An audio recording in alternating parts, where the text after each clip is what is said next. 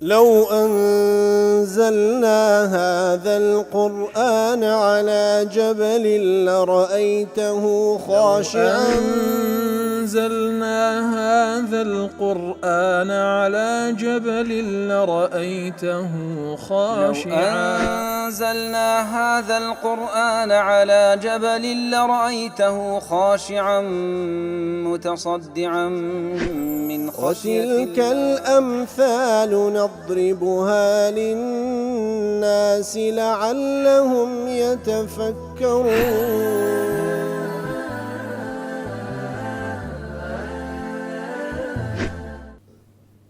الحمد لله والصلاة والسلام على رسول الله وعلى آله وصحبه ومن والاه. السلام عليكم ورحمة الله.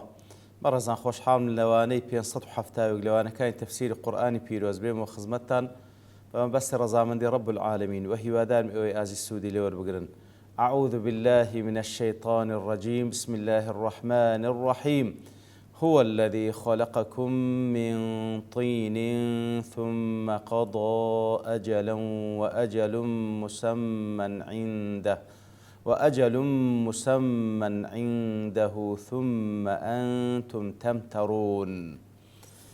بەڵ خۆشەویستان وەکو لەوانەی ڕابردووش کەمێک لە خزمەت ئەواتە پیرۆزەدا بووین. رب العالمین لە وەصفی خۆیدا دەفەرمی هو الذي ئەو زاتەیە ئەڵڵایە خەلەقەکم من طین ئەنگۆی لە طین و لە قوڕ خەڵق کردێ ثم قضى أجلا پاشان خوای گەورە بڕیاری ئەجەلێکی دیاریکراوی لە بۆتاندا و ئەجەل مسمى عنده و ئەجەلێکی دیاریکراویش لای خۆی ثم أنتم تمترون. ئەو جا لەگەڵ ئەوەش ئەنگۆ شەک و گومانتان لە زیندوو بوونەوە هەیە. دیارە وەکو باسمان کرد خەلەقەکم من طین خوای گەورە بابمان ئادەمی خەڵق کردێ لە طین لە قوڕ وەکو لە ئەو حەدیثەی کە ئیمامی ترمذی و ئەبوو داود ڕوایەتیان کرد ئەبی موسای ئەشعەری دەجێڕێت خوای لێ ڕازی بی کە پێغەمبەر صلی الله عليه وسلم دەفەرمی إن الله تعالى خلق آدم من قبضة قبضها من جميع الأرض وترب العالمين سبحانه وتعالى بابمان آدمي خلق کرد لە چەنگێک خۆڵ کە خوای گەورە لە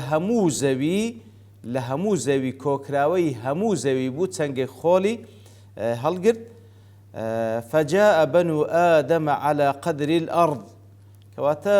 لەبەرەوەی ئەو چەنگە خۆڵە هەموو جۆرەکانی خۆڵی سەرڕووی زەوی تێدا بوو. ئیتر بەنی ئادەم نەوەی ئادەم هەر یەکەیان لە شتێکدا بەشێکی بەرکەوتێ لە هەموو شێوەکان و یاخود ڕەنگەکانی سەرڕووی زەوی. لێ پێغەمبەر صلی الله عليه وسلم دەفەرمی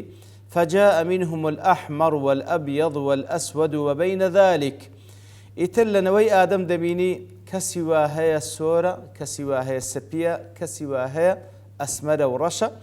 و لەو نێوانەشدا والسهل والحزن والخبيث والطيب وبين ذلك. وهروها لناو طبيعاتكانيش إيواهي سهلة طبيعاتي آسانة، إيواهي حزنة طبيعاتي زور بزحمة، إيواهي بيسة، إيواهي باكة وبين ذلك لو نوانجدا إتر خواي گەورە بابمان آدمي لخول و لقر ديارة خواي گەورە سبحانه وتعالى قرآن پیرۆز إشارتي بخول و بقردا كوا ديارة أساسكي خول و پاشان كآوي لقل تيكال دبيبتا قر إتر وقوناخكاين دروس كردني إنسانة خواي گەورە بابمان آدمي بوشوي خلق كردو پاشان نفخي روحي تيدا كر إيمش لپشتوي بپاش كوتيني واتا إيمش لو قرو لو يتمشاركي تكويناتي جستي بشر هموي بريتيلا أو تكويناتي كوالا زويدا هيا. وهروها وكو باسش ماكر بوشوش ليك درايتو كخواي قدكم خالقكم من طين هر يقلا إيما لا دلوبا آويق لا حرج في بيان الدين كلا بشتي باب ما بباش كوتينا لدلوبا آويق أو دلوبا آوش لنتيجي أو خوراك وخواردني كوا أو إنسانة دي خواك لخاك ودردتي كواتا لنتيجة دا إيما هموي لخاك دروس كراينا. والله هو الذي خلقكم من طين جاوكو زانا دفن أي أنشأكم من طين ثم تعهدكم برعايته في مراحل خلقكم بعد ذلك. ترخواي گەورە سبحانه وتعالى كليرة تنها آماجي بطين وبقرك كردية ئەنجا خوای گەورە سوبحانەهو وتەعالا چاودێریمان دەکاتن لە قۆناغەکانی دروستبوونمان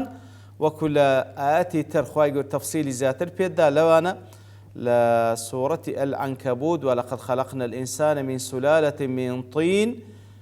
خوای گەورە دەفەرمی ئینسانمان خەڵق کرد لە سولالە و لە زنجیرە قۆناغێک لە ئەساسەکەی کەوا لە طین و لە قوڕۆ دەست پێ دەکات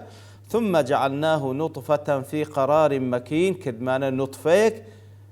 پاشان کە وەکووتمان ئەوە ئادەمە عەلەیهی سڵات وەسەلام مباشەرەتەن لە خۆڵ و لە قوڕ دروست کرا پاشان ئێمەی ئینسان کەنەوەی ئادەمین لە نوتفە خەڵق کراینە خوای گەورە دەفەرمی ئەو نوتفەیە کاتێکەوە پیاوێک و ئافرەتێک بە قەدەری خوای گەورە دەگەنە یەکتری ئەو نوتفەیە کاتێک کە با بڵێن لەگەڵ ئاوی ئافرەت لەگەڵ هێلکەکەی تێکەڵاو دەبی لە قەرارێکی مەکین خوای گەورە پارێزراوی دەکە ئەو هێلکە پیتراوەی کەوا بریتە لە منداڵدانی ئافرەت ثم خلقنا النطفة علقة ئیتر ئەوجا قۆناغ بە قۆناغ سبحان الله گەشە دەکاتن ئەو نوتفەیە دەبیتە عەلەقە دەبتە وەکو با بڵێن عەلەقە کە خۆی هەڵدەواسی بە ڕەحمی ئافرەت فخلقنا العلقة مضغة ئەوجا لە دوای عەلەقە دەبیتە مضغە واتە وەکو پارچە گۆشتێک بقەدەری ما یونضغ لێ پێ دەگوترێ مضغە واتە پارچە گۆشتێکی کەم پاشان فخلقنا المضغة عظاما هەلەو مضغەیە ئەوجا خوای گەورە هێشتیش خەلق دەکا فكسونا العظام لحما ئەو ئێسکەش دادەپۆش بە پیست و بە گۆشت ثم أنشأناه خلقا آخر ئەوجا خوای گەورە سبحانه وتعالى خلقا آخر کەوا نەفخی ڕوحی تێدا دەکاتن فتبارك الله أحسن الخالقين تبارك الله خوای گەورە با بڵێن ئەو پەڕی بەرەکەت و خێر و ئەو پەڕی گەورەی و عەزەمەت هەر لائقە بەوی کەوا چاکترینی زاتە کە خەلق دەکا ثم إنكم بعد ذلك لميتون لە دواترێ خوای گەورە دەفەرمی ئیتر ئەو ئینسانەکەوە لە داچی زیادە بێتەوە ئەو چەند ساڵێک کە خوای گەورە تەقدیری کردە بژیە تێدا تاقی دەکرێتەوە لە دوای ئەوە دەمرن ثم إنكم يوم القيامة تبعثون پاشان لە ڕۆژی قیامەتدا زندی دەکرێنەوە لە بۆ حەشر و حیساب ئیتر زۆر بە کورتی خوای گەورە لە ئەساسی خەڵقەوە لە بیدایەتی خەڵقەوە هەتا وەکو کۆتاییەکەی لەو چەند کەلیماتە لەو ئاتە پیرۆزەدا باسی دەکات بەڵێ جۆ کوزانان دەفەرم کاتێکەوە خوای گەورە دەفەرمی کە لە تین و لە قوڕ ئەنگۆمان خەڵق کردیە دەڵێن بەڵگەیە لەسەر یەکەم قودرەت و دەسەڵاتی رب العالمین کەوا ئەو قوڕەی بەو شێوەیە ئەو گۆڕانکاریە بەسەر هینا تاوەکو لە نەتیجەدا ئینسانێکی لێ خەڵق دەبی ئینسانێک بەو هەموو تەعقیداتەی کەوا تێیدا لە ئەندامەکانی جەستە و لاشەی کە وەکو هەر لە هەر چەند دەربیری لێ بکەوە وفي أنفسكم أفلا تبصرون بەڕاستی لە نەفس خۆتان بیر بکەنەوە لەو وردەکاریە کە خوای گەورە لە جەستەتان دروست کردە کەواتە هەمووی بەڵگەیە لەسەر عەزەمەت و وحدانەتی رب العالمین کەواتە بەبیرهێنانەوەمان کەوا ئێمە لە قوڕ خەڵق کراینە یەکەم شت ئەوە ئیشارەتە لە بۆ دەسەڵاتی رب العالمین کە لەو قوڕە ئەو ئینسانە پێشکەوتووەی لە هەموو ڕوویەکەوە خەڵق کردیە كما أن فيه تذكيرا له بأصله حتى لا يستكبر أو يطغى وهروە کاتێکەوە لێرە و لە جێگایت کە دەفەرمی ئێوەمان لە قوڕ دروست کردیە بەبیرهێنانەوەی ئەسڵی خۆمانە ئەی ئینسان ئەی بەنی ئادەم ئەسڵتان لە قوڕ خەڵق کراینە کاتێکەوە خوای گەورە هێز و توانا و دەسەڵاتێکتان پێدەبەخشی بە هیچ شێوەیەک ئەسڵەکەی خۆت لەبیر مەکە تۆغیان مەکە تەکەبوڕ مەکە بەڵکو پێویستە بگەڕێ و سەر ئەسڵەکەی خۆت هەر بەوەشەوە جوانی بەرامبەر بە خوا سوبحانه وتعالى بەرامبەر بە باقی مەخلوقینیش بەوەی کەوەکو خاچی بە بگەڕێ و سەر ئەسڵەکەی خۆت و متەواضع بە خۆت لەبیر مەکە و لە خاڵێکی تریش کاتێکەوە دەفەرمی خوای گەورە لە قوڕ ئەنگۆی دروست کردێ چی دیکەش لێ وەردەگیرێ ئەو زاتەی کە لە قوڕەوە و لە خۆڵەوە ئێمەی هینایتە وجود و ئەو ئینسانە ڕێکوپێکەی لێ خەڵق کردە بەتوانایە لە دوای مردنی جارێکی تری زندی بکاتەوە و حەشر و حیسابی لێپرسینەوەی لەگەڵ بکاو پاداشت و سزای بداتەوە بەڵێ هو الذي خلقكم من طين ثم قضى أجلا ثم قضى أجلا پاشان کە خوای گەورە ئێمەی خەڵق کردێ ئەوجا كتب الموت لكل واحد منكم أجلا خاصا به خوای گەورە سبحانه وتعالى ئەوجا لە بۆ هەرێک لە ئێمە مدەیەکی دیاریکراوی دانایە لە بۆ ژیان لەو دنیایەدا هەر یەک لە ئێمە ئەجەلێکی دیاریکراوی لە بۆ دانایە وأجل مسمى عنده وهروها لدواي أو أزالي كوا لجيان دا دجيي ودمري أو زا لدواي مردن حتى روج قيامت لبوها مو خلشي عين خواي قوركاتي چي دياري كراوي دانا كلاي خوي معلومة أويش كبريتي لكاتي زندي بونوا ديارا أزالي هريك كمان دياري كراوة هريك تايبت بخوي أو دجيه لپاشی مردنی هەتا ڕۆژی قیامەت هەرێک لە ئێمەش عینی ئەجەلێکی دیاریکراوی هەیە بەڵێ زندی بوونەوەی هەمووان لەگەڵ یەکە و لە یەک لەحزە و سانیەیە بەڵام هەرێک لە ئێمە لە دوای مردن چەند دەمینێتەوە چەندی پێدەچێت تا زندی دەکرێتەوە ئەوەش هەر لای ڕەب العالەمینە و کاتی زندی بوونەوەکەش خوای گەورە دەفەرمی مسەممەن عیندە کاتی زند بوون تەنها و تەنها لای خۆی دیاریکرایە سبحان الله أي حد معين لبعثكم جميعا مثبت معين في علمه لا خوي أو حدش أو أزلي دوام كوابريتي لزندي بونوا تنها لا خوي دياري كراو معلومة لا يقبل التغيير بهيج شيء أو أزل هدوك أزل لا يقبل التغيير تغيير قبولناك ولا يقف على وقت حلوله أحد أو أزلي دوامش بتايبتي أزلي دوام هيت كسيك نازاني كنجينا بتايبتي وكو هاتيني روج قيامته وكو لسندين آد لو أنا لسورة الأعراف آت سطح هشتا وحود فرمي إنما علمها عند ربي لا يجليها لوقتها إلا هو كواتا علمي دس بيكردني روج قيامته زندي بونوا عند ربي وطبعا بيغمبر فرمي صلى الله عليه وسلم بيغمبر لا پروردگار لا يجليها لوقتها إلا هو هيت كسيق ناتواني قيامة دابيني أو كات تحديد إلا هو سبحانه وتعالى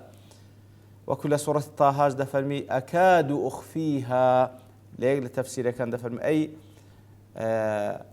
لهمو كسيق شاراوي خريكة بليم لخوش مشاراوي هند شاراوي تنها هیچ پێغەمبەرێکی مقربیش لە رب العالمین و پایەدار لای رب العالمین و هیچ مەلەکێکی مقربیش ئەو علمیان پێ نییە و علمها عند ربي فقط تنها لای رب العالمين إنه مستقل بعلمه وأجل مسمى عنده أجل وأجل بتنوين هاتية أو تنوين الوتية لتفخيم شأنه تاوكو بيما الراب قيني كوا زور قضية قورية ولذلك أوثر تقديمه على الخبر الذي هو عنده وأجل مسمى عنده لردا تقديم كردية لسر خبركي مع أن الشائع في مثله التأخير كأنه قيل وأجل معين في علم لا يعلم أحد لا مجمل ولا مصفر ولا مفصل كواتا لذا ما بستكسيا أجلێکی دیاری کراوە لای خۆی هاتین ڕۆژی قیامەت هیچ کەسێک نایزانی نە بە کورتی نە بە پوختەیی نە بە تەفسیل کەس نازانی کەنجیندی ئەو عیلمە بەڵام کە لەوی تر فەرمووی ثم قضى أجلا پاشان دەفرمووی وأجل مسمى عنده لۆ لە ئەجەلی یەکەم نایفەرموو عنده أما أجل الموت فمعلوم إجمالا وتقريبا سبحان الله طبعا أجەلی یەکەمیشمان کەوا ئەجەلی مردنی هەرێک لە ئێمەیە ئەویشیان بەنسبەت ئێمە بەتەئکید معلوم نییە بەڵام دەڵێ بە ئیجمالی بە تەقریبی تقریبا دەزاندرێ کو بناء على ظهور أماراته أولا لەسەر ئەوەی کەوا نیشانەکانی مردن زۆر جاران بەدیار دەکەوی کەوا غالبی زەن ئەو کەسە لە مردن نزیکە أو على ما هو المعتاد في أعمار الإنسان ياخذ أوي كوا همان ديزاين كبيغمبر صلى الله عليه وسلم باس كره بتايبة بالنسبة أمتا كوا عمريان لنما شيستو حفتايا كوا تاجر زور بجي أو هندية زياتر كم كمد هيا لو عمرت تجاوز بك كواتا شيئا ما شتێک هەیە ینی بە علامات و نیشانەکانی کەوا بە دیار دەکەوێت ئینسانە لە مردن نزیکە. ئیتر وەکو زانایان باز دەکەن لەوەی کە وەکو نەخۆشی جاری وا دەبتە سەبەب تەمەنی گەورە یاخود حادیسەیەک یاخود بە هەر حاڵ یاخود ئەو مەلائیکەتەی کە خوای گەورە فەرمانی پێدەکات لەو کاتێکەوە لەسجی دایچیتی کە دەبیتە چارماک فەرمانی پێدەکات تەمەنەکەشی بنووسە کە خوای گەورە فەرمان پێدەکات کەواتە ئەویش زانیاریەکی هەیە. ئەویش زانێ کە لۆیە مەسەلەی مردن مەسئلەیە کە بەڵێ ئەویش هەر لای ڕەب العالەمین بە تەئکید معلومە، بەڵام ئەو مەلایکەتەی کەوا فەرمان پێدەکرێت بنووسی ئەوە علمی پێ هەیە و بەنسبەت ئێمەی ئینسانیش بە نیشانەکانی هەز دەکەی کەوا لە مردن نزیکی هەز دەکەی لە مردن نزیکی، بەڵام هاتنی ڕۆژی قیامەت ئەوە قەزیەیە کە تایبەت و تایبەت بە ڕەب العالەمین سوبحانه وتعالى کەس نایزانی. ئیتر بەو شێوە لێکدانەوەی و ئاتەیکەوە ئەزەلی یەکەم ئەزەلی ژیانمانە لە دنیا و مردنمانە، ئەزەلی دووەمیش ئەزەلی زیندی بوونەوەمانە. بەو شێوەی لێکدانەوەی دیارە هەر بەو شێوەی لە سەحابە جێڕدرایەوە خوان لێ ڕازیبی. جمهوری مفەسرینش ئەوە ڕەئیانە، ئیبن کەثیریش ڕەئی دە لە تابعیەکان دەیتن بێزگە لە سەحابە کە ئەوانش بەو شێوەی لێچیان دایتەوە بە شێوازی تریش لێکدرایەوە، بەڵام ئەو ڕەئیە وەکوتمان جمهور مفەسرین وەریانگرتێ. ئیتر ئەو خوای سوبحانه وتعالى کە لە تین ئێوەی خەڵق کردیە پاشان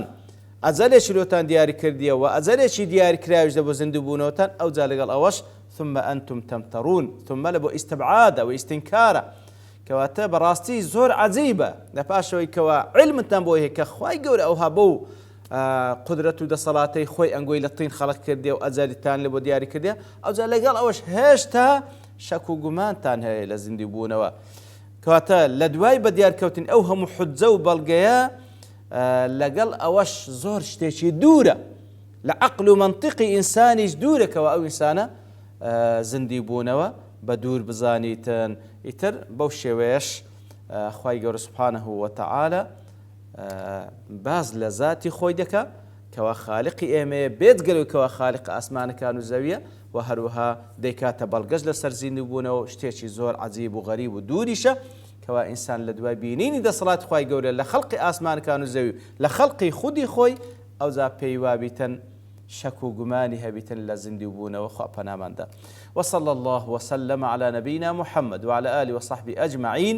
وآخر دعوانا أن الحمد لله رب العالمين. لو أنزلنا هذا القرآن على جبل لرأيته خاشعا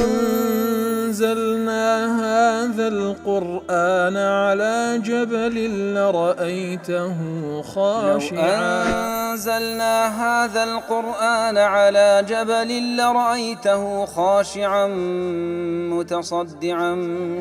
من خشية وتلك الأمثال نضربها للناس لعلهم يتفكرون.